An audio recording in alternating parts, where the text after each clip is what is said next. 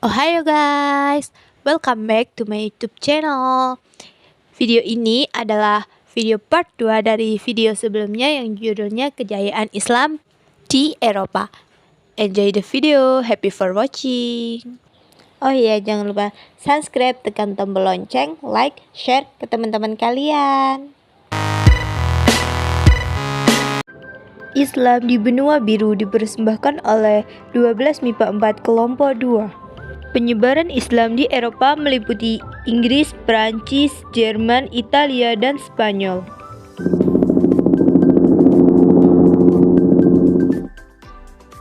Islam di Perancis. Perkembangan Islam di Perancis ini diketahui dimulai pada abad ke-8 Masehi. Pada abad ke-8 Masehi ini terjadi ekspansi dan perang salib. Ada gubernur Islam Andalus yaitu Abdurrahman al-Ghafiqi, dan aliran tersebut yaitu aliran Islam, yaitu Sunni, Syiah, dan Ibadi. Organisasi pada abad ke-8 ini France Plus, Generation Egalite, dan Generation Beo. Islam di Perancis berkembang pada akhir abad ke-19 dan awal ke-20 Masehi pada tahun 1922. Islam di Perancis berkembang melalui pada para imigran dari negeri Maghribi seperti Aljazair, Libya, Maroko, Mauritania, dan lainnya.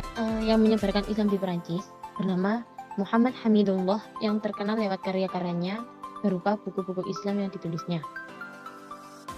Menurut data Statista pada tahun 2016, Prancis menduduki jumlah pemeluk agama Islam terbanyak kedua di Eropa dengan 5,7 juta atau sekitar 8,8% dari total penduduk. Namun Islam di Prancis kerap kali menjadi komoditas saat jelang pemilihan presiden. Baru-baru ini misalnya sayap kanan Marine Le Pen akan melarang menggunakan jilbab di ruang publik. Banyak politikus Prancis telah mengadopsi Islamofobia yang merajalela sebagai strategi pemilihan. Perdebatan soal Islam dan Muslim bercampur dengan gesekan antara ras dan imigran yang sengit menjadi semakin parah. Berikut adalah data imigran yang terdapat di Perancis. Adapun tempat wisata di Eropa tersebut adalah satu Museum Louvre, Perancis. Museum Louvre yang berada di tepi Sungai Seine, kota Perancis. Museum ini salah satunya menyimpan kurang lebih 350.000 benda bersejarah di dunia. Salah satunya adalah lukisan Mona Lisa karya Leonardo da Vinci. Selain menyimpan karya seni dan sastra dari seniman kenamaan Eropa zaman dahulu, ternyata Museum Louvre juga menyimpan banyak-banyak benda peninggalan sejarah peradaban Islam yang dikumpulkan di satu area bernama Islamic Art Department. Benda-benda peninggalan Islam sudah dikelompokkan menjadi 4, yaitu periode abad ke-7 Masehi sampai ke-11 Masehi, periode abad ke-11 Masehi sampai pertengahan abad ke-13 Masehi, periode abad ke-13 Masehi sampai abad ke-16 Masehi, periode abad ke-16 Masehi sampai abad ke-18 Masehi. Yang kedua, La Grande Mosquée de Paris, kota Prancis, merupakan sebuah masjid yang konon katanya masuk dalam kategori masjid tertua di Paris karena telah berdiri sejak tahun 1926. Di masa silam Raja Selim ini 747-814 dikenal sebagai pemimpin bangsa Frank dan kaisar pertama Kekaisaran Romawi Suci. Pernah menjalin kontak dengan Harun al-Rasyid. Hubungan keduanya bisa terjalin atas dasar persekutuan politik.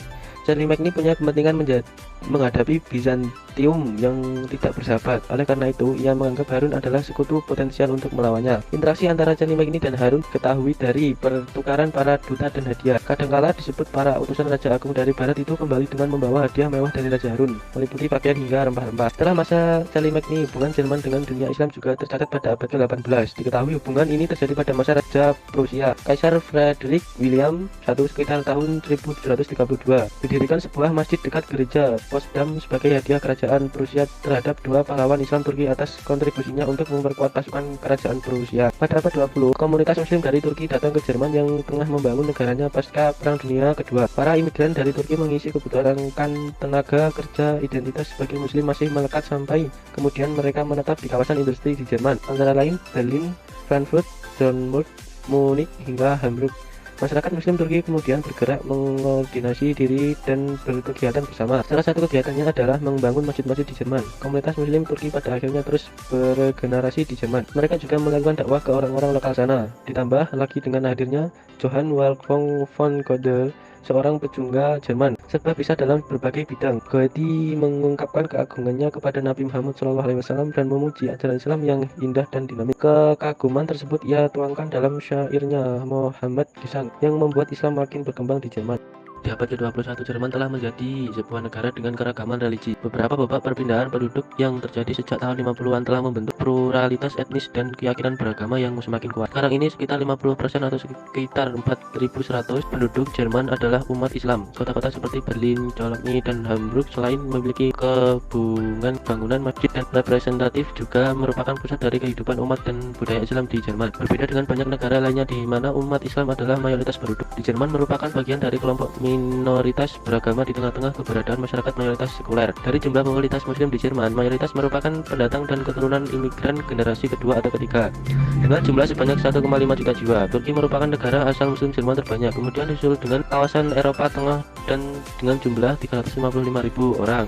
Timur Tengah sebanyak 110.000 orang, Afrika Utara sebanyak 92.000 orang, Asia Tenggara sebanyak 73.000 orang, Asia Tengah sebanyak 13.000 orang, dan negara lainnya sebanyak 32.000 orang. Di antara seluruh negara bagian di Jerman, Nordrhein-Westfalen NRW merupakan negara bagian dengan jumlah penduduk muslim terbanyak di Jerman, yakni sebanyak sekitar 1.343.000 jiwa.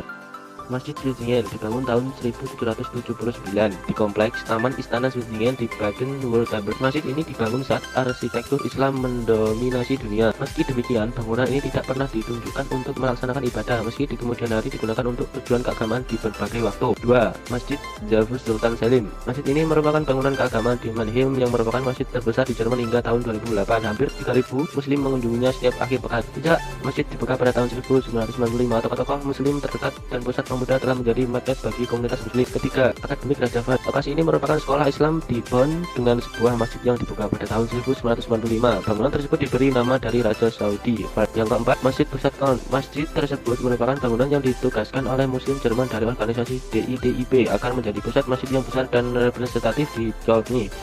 Jerman bangunan ini juga dianggap sebagai salah satu masjid terbesar di Eropa. Sekian dulu ya guys untuk video kali ini. Terima kasih untuk kalian yang sudah menonton. Jika video ini berguna untuk kalian, jangan lupa subscribe, nyalakan tombol loncengnya, like, dan share ke teman-teman kalian. See you the next video. Arigatou gozaimasu. Sayonara.